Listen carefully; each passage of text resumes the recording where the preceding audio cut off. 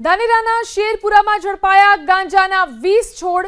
ઘરની આગળ ગાંજાના છોડનું વાવેતર કરાયું હતું। 10 કિલોના ગાંજાના છોડ સાથે 1 લાખનો મુદ્દામાલ જપ્ત કરવામાં આવ્યો છે।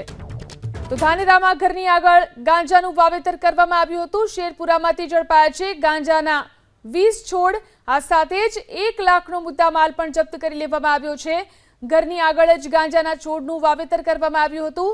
10 કિલોના ગાંજાના છોડ સાથે 1 લાખનો મુદ્દામાલ પણ જપ્ત કરી લેવાયો છે। ધાનેરાના શેરપુરામાં ગાંજાના 20 જેટલા છોડ ઝડપાયા છે।